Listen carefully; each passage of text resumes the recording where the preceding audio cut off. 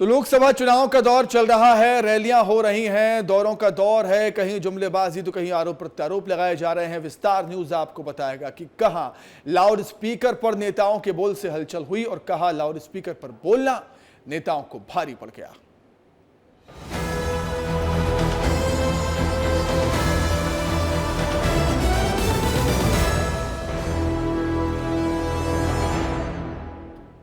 Loud speaker की शुरुआत में हम सबसे पहले बात करेंगे 4 बड़ी खबरों की। वो 4 बड़ी खबरें कौन सी हैं? देखिए आपकी टीवी स्क्रीन पर, बड़ी स्क्रीन पर। रायबरेली में राहुल गांधी का पर्चा दाखिल हो गया है। आखिरकार सस्पेंस खत्म हो गया। राहुल गांधी परिवार की परंपरागत सीट रायबरेली से चुनाव लड़ने जा रहे हैं। आखिरकार राहुल गांधी के नाम का ऐलान हो ही गया है, पर्चा दाखिल हो गया है। इस पर विस्तार से बात होगी। दूसरी बड़ी खबर है अमेठी से दूरी पर चर्चा। अमेठी से जो राहुल गांधी का नाम सामने नहीं आया, उस पर राजनीति हो रही है, सियासत हो रही है, बयानबाजियां हो रही हैं, चर्चा हो रही है कि आखिर राहुल गांधी अमेठी से क्यों गए, अमेठी को राहुल गांधी ने अलविदा क्यों कहा, इस पर भी विस्तार से बातचीत होगी। तीसरी बड़ी खबर है इमरती पर कड़वे बोल बोले हैं पीसीसी अध्यक्ष जीतू पटवारी ने। ऐसा क्या कह दिया जिससे बवाल मच गया है? इमरती देवी को लेकर जीतू पटवारी के बयान पर मचे बवाल पर विस्तार से बात आज हम करेंगे। चौथी बड़ी खबर है मोदी का दीदी पर वार। पश्चिम बंगाल पहुंचे हुए थे पीएम मोदी। पश्चिम बंगाल में चुनावी जनसभा को संबोधित किया और टीएमसी सरकार पर, ममता बनर्जी पर जमकर हमला बोला है। कौन सी बड़ी बात कही है टीएमसी सरकार को लेकर और ममता दीदी को लेकर पीएम मोदी ने, वो भी आपको हम विस्तार से बताएंगे। लेकिन सबसे पहले बात हो जाए, सबसे बड़ी खबर से शुरुआत करेंगे आज लाउड स्पीकर की। आज खबरों की दुनिया में सबसे ज्यादा चर्चा गांधी परिवार, अमेठी, रायबरेली लोकसभा सीट की हो रही है। नामांकन के आखिरी दिन राहुल गांधी ने रायबरेली से अपना नामांकन दाखिल कर दिया। रायबरेली से नामांकन के बाद अब अमेठी को लेकर जारी सस्पेंस भी खत्म हो गया है और इस पर सियासत भी खूब हो रही है। रिपोर्ट देखें। 60 किलोमीटर कोई बहुत ज्यादा दूरी नहीं होती, लेकिन सियासत में इतनी दूरी भी क्या मजबूरी बन जाती है? ये सवाल इसलिए क्योंकि नामांकन के आखिरी दिन आखिरकार कांग्रेस ने सुबह कांग्रेस के सबसे बड़े नेता राहुल गांधी को अमेठी से 60 किलोमीटर दूर रायबरेली से चुनाव लड़ने के लिए मैदान में उतार दिया। राहुल गांधी के रायबरेली से लोकसभा चुनाव लड़ने के ऐलान के बाद से देश की सियासत में सबसे बड़ा सवाल यही है कि आखिर क्यों राहुल गांधी ने अमेठी से न लड़कर अपनी मां सोनिया गांधी की विरासत को संभालना ज्यादा जरूरी समझा। खैर, जब ऐलान जंग हो ही चुका है तो देख लीजिए कि रायबरेली में कैसे राहुल गांधी के साथ परिवार के अलावा सबसे भरोसेमंद कांग्रेस के दिग्गज नेताओं ने राहुल के साथ रायबरेली पहुंचकर जनता के सामने शक्ति प्रदर्शन किया और फिर नामांकन किया। उधर राहुल गांधी की रायबरेली से उम्मीदवारी पर प्रधानमंत्री नरेंद्र मोदी ने भी चुटीले अंदाज में कांग्रेस पर तंज कसा। मोदी ने कहा कि डरो मत, भागो मत। मैंने पहले ही बता दिया था कि शाहजादे वायनाड में हारने वाले हैं और हार के डर से जैसे ही वायनाड में मतदान समाप्त होगा वो दूसरी सीट खोजने लग जाएंगे। और अब दूसरी सीट पर भी उनके सारे चेले चपाटे कह रहे थे अमेठी आएंगे, लेकिन अमेठी से भी इतने डर गए, वहां से भागकर अब रायबरेली में खोज रहे हैं रास्ता। ये लोग घूम कर सबको कहते हैं डरो मत। मैं भी आज उन्हें कहता हूं और बड़े जी भर के कहता हूं, अरे डरो मत, भागो मत। पहले कयास लगाए जा रहे थे कि राहुल अमेठी से ही मैदान में उतरेंगे, लेकिन ऐसा हुआ नहीं। तो सवाल यही है कि क्या यह कांग्रेस का कोई प्लान है या फिर सेफ रहने के लिए राहुल को रायबरेली से मैदान में उतारा गया है। 2019 में अमेठी से ही केंद्रीय मंत्री स्मृति ईरानी ने राहुल गांधी को हराया था। और मंत्री कह रही हैं कि जिन्हें अमेठी ने नकार दिया वो रायबरेली में क्या करेंगे। हम लोग अतिथियों के स्वागत में कोई कसर छोड़ेंगे नहीं। इतना ही कह दूं कि अमेठी से गांधी परिवार का ना लड़ना इस बात का संकेत है कि कांग्रेस पार्टी चुनाव में एक वोट पड़ने से पहले ही अमेठी से अपना हार स्वीकार कर चुकी है, क्योंकि अगर उन्हें लगता कि यहाँ जीत की कोई भी गुंजाइश है तो वो यहाँ से लड़ते, अपने प्रॉक्सी को ना लड़ाते। उधर मध्य प्रदेश के मुख्यमंत्री डॉक्टर मोहन यादव ने भी रायबरेली में राहुल गांधी की हार की भविष्यवाणी कर दी है। यूपी का माहौल मोदीमय हो चुका और पुराना रिकॉर्ड भी हम तोड़ने जा रहे हैं। ऐसे अमेठी के बजाय अब वो रायबरेली से जा रहे हैं, तो रायबरेली की जनता भी उनका इंतजार कर रही है कि कांग्रेस ने जितने विकास में अवरोध पैदा किए, जितनी मोदी जी के बारे में हल्की बातें कही, एक एक बातों का हिसाब कांग्रेस को देना पड़ेगा। और निश्चित हार रायबरेली से भी राहुल गांधी की होने वाली है। और प्रियंका जी ने तो पहले हार के पहले ही अपनी एक तरह से इसको हमारी भाषा में कहते हैं कि रण के पहले रण छोड़ हो गई, तो किसका क्या कर सकते। तो एक तरफ बीजेपी कह रही है कि राहुल गांधी डर गए हैं और हार तय है, लेकिन कांग्रेस के कार्यकर्ताओं का जोश हाई है और दिग्गज नेता राहुल की जीत के लिए पूरी तरह से आश्वस्त हैं। और निश्चित तौर से उनके लड़ने से पूरे देश का माहौल, पूरे देश के अंदर एक माहौल पूरी तरीके से जो पहले ही बदला था और मजबूती से खड़ा हो गया है। ये तय हो गया, राहुल जी लड़ने वाले लोग, फाइटर लोग पीछे नहीं हट सकते, लड़ रहे हैं और निश्चित तौर से भारी बहुमत से जीतेंगे, भारी वोटों से जीतेंगे। तो अब तस्वीर भी साफ है और चुनावी अखाड़े में पहलवान भी आमने सामने हैं। कांग्रेस के राहुल गांधी का मुकाबला योगी सरकार में मंत्री दिनेश प्रताप से है। दिनेश प्रताप पहले कांग्रेस में ही थे। 2018 में बीजेपी ज्वाइन करने के बाद 2019 में रायबरेली से सोनिया गांधी को टक्कर भी दे चुके हैं। अब देखना यही है कि 4 जून को कौन किस पर भारी पड़ेगा। रायबरेली सीट से गांधी परिवार का रिश्ता कायम रहेगा या जनता नए रिश्ते की तलाश करेगी। ब्यूरो रिपोर्ट, विस्तार न्यूज। रायबरेली के बाद अब रुख कर लेते हैं अमेठी का। अमेठी वो सीट है जिससे गांधी परिवार का खास रिश्ता रहा है, लेकिन दशकों बाद यहां से गांधी परिवार दूर होता हुआ नजर आ रहा है। इस दूरी को लेकर क्या मजबूरी है, क्यों केएल शर्मा पर गांधी परिवार ने भरोसा जताया, इस रिपोर्ट में देखें। अमेठी को लेकर जारी सस्पेंस केएल शर्मा की उम्मीदवारी के साथ ही खत्म हो गया।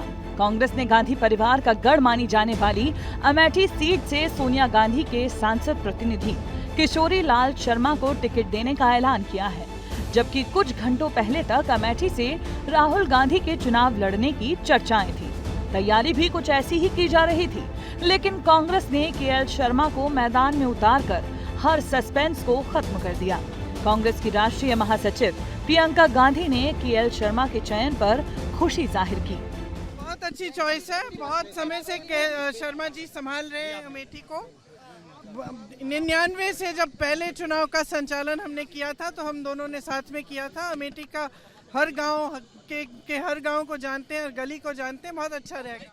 यहाँ का रंग तो जनता के हाथ में है, किसको जिताएगी किसको हराएगी।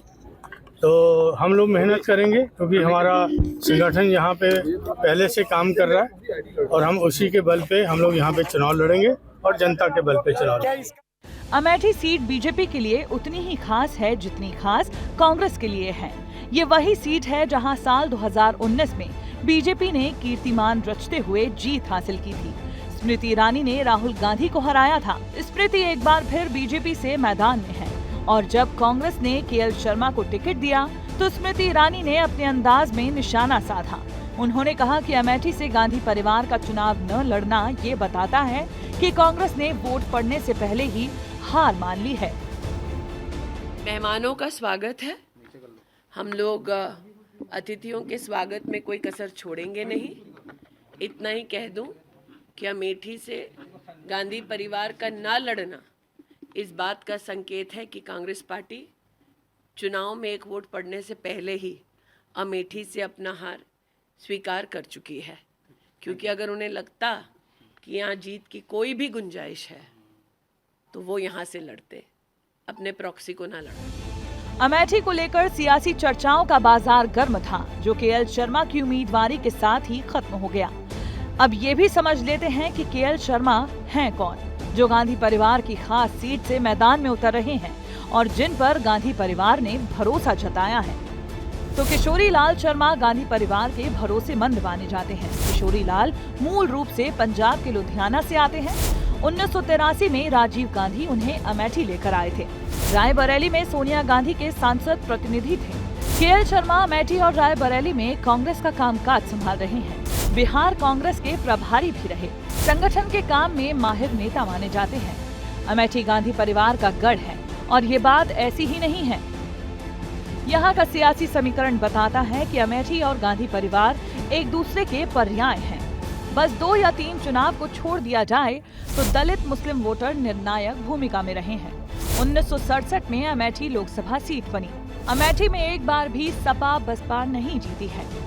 4 बार राजीव गांधी अमेठी से सांसद रह चुके हैं। 4 बार राहुल गांधी ने अमेठी को जीता। साल 1977, 1998 और 2019 में कांग्रेस की हार हुई। 2019 लोकसभा में बीजेपी से स्मृति ईरानी यहां से जीती।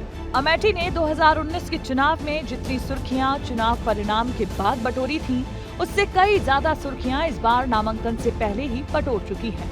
अब देखना होगा कि स्मृति ईरानी एक बार फिर 2019 की तरह कमल खिलाने में कामयाब होंगी या फिर किशोरी लाल गांधी परिवार की इस सीट को वापस लेने में कामयाब होंगे।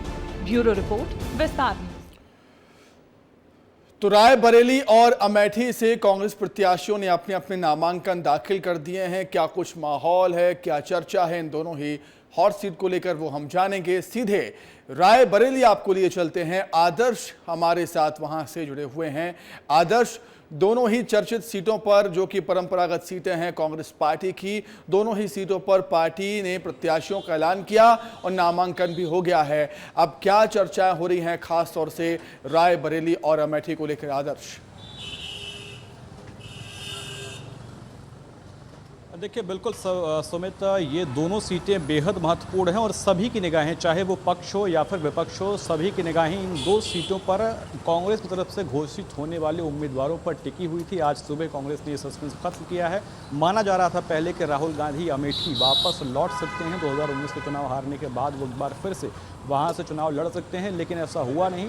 अमेठी से, जैसा कि आपने बताया कि जो गांधी परिवार के करीबी रहे हैं केएल शर्मा, उन्हें राहुल गांधी के बजाय उतारा गया है। तो वहीं दूसरी तरफ राहुल गांधी ने रायबरेली से ताल ठोकी है और बेहद महत्वपूर्ण है ये सीट, क्योंकि इसका इतिहास रहा है गांधी परिवार का इस सीट से जुड़ने का। इसकी माँ, इनकी दादी और साथ ही साथ अभी की अगर हम बात करें तो पिछले 20 सालों से सोनिया गांधी खुद यहाँ से सांसद रह चुकी हैं। तो ऐसे में एक गांधी परिवार की परंपरा, या यूँ कह सकते हैं कि उनकी परंपरागत सीट जो है उसको संभालने का जिम्मा राहुल गांधी पर है। निश्चित तौर पर यहाँ पर लड़ाई थोड़ी सी आसान हो जाती है राहुल गांधी के लिए।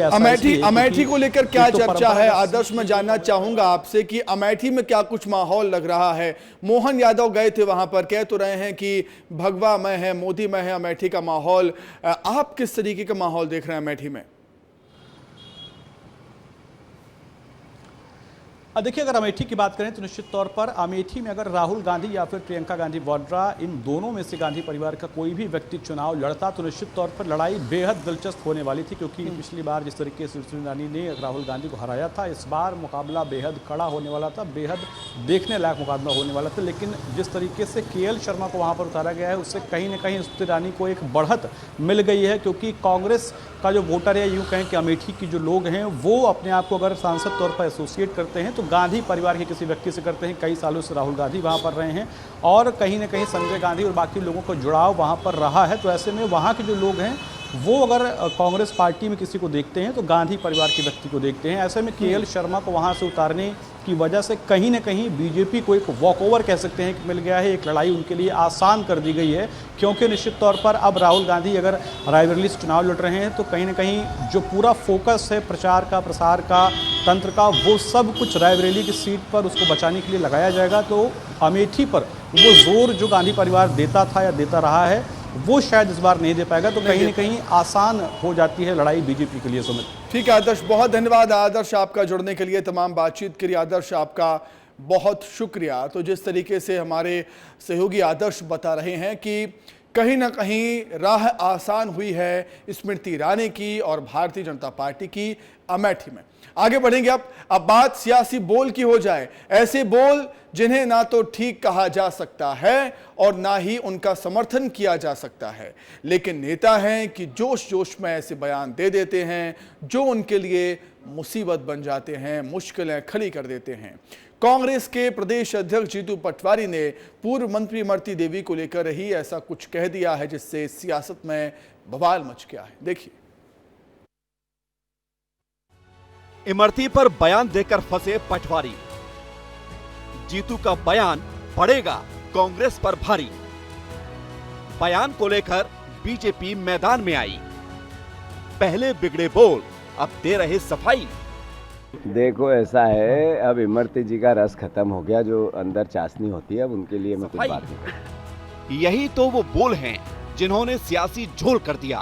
प्रदेश कांग्रेस अध्यक्ष जीतू पटवारी ने पूर्व मंत्री इमरती देवी को लेकर जो शब्द कहे, उन्होंने सियासत में हलचल मचा दी और चुनाव से ठीक पहले कांग्रेस खेमे के रस को ही खत्म करने का काम कर दिया।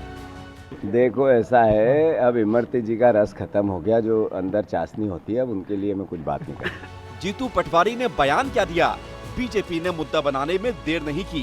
बीजेपी का हर नेता मैदान में आया और बयान की कड़ी आलोचना की।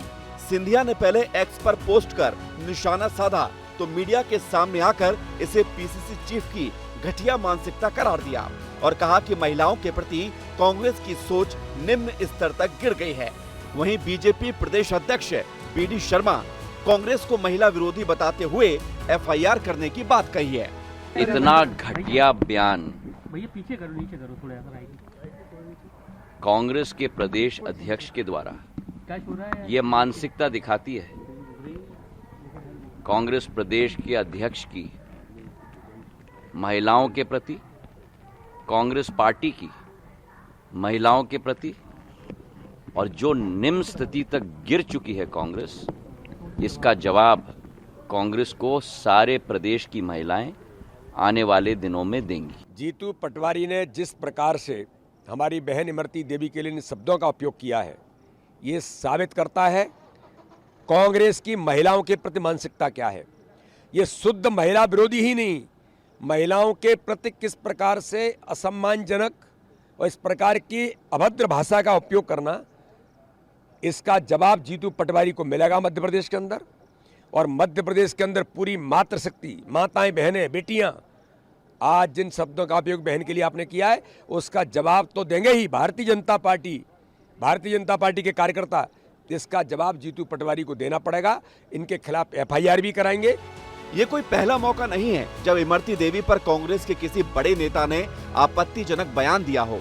जीतू पटवारी अभी कांग्रेस के अध्यक्ष हैं, लेकिन इससे पहले कमलनाथ ने भी इमरती देवी पर बेहद विवादित बयान दिया था। ये भी वो वक्त था जब कमलनाथ कांग्रेस के प्रदेश अध्यक्ष हुआ करते थे। मैं क्या उसका नाम लूं? आप तो उसको मेरे से ज्यादा पहचानते हैं। आपको तो मुझे पहले ही सावधान कर देना चाहिए था। ये क्या आइटम है? ये क्या आइटम है?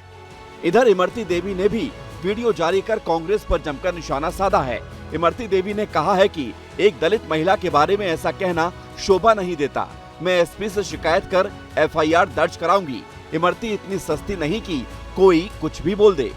और एक दलित महिला, एससी की महिला, उसके बारे में ऐसा बोलना उन्हें शोभा नहीं देता। प्रदेश अध्यक्ष जरूर बन गए, लेकिन एजेंट उनके तो कमलनाथ जी आइटम कहते हैं, दिग्विजय सिंह टचिंग माल कहते हैं।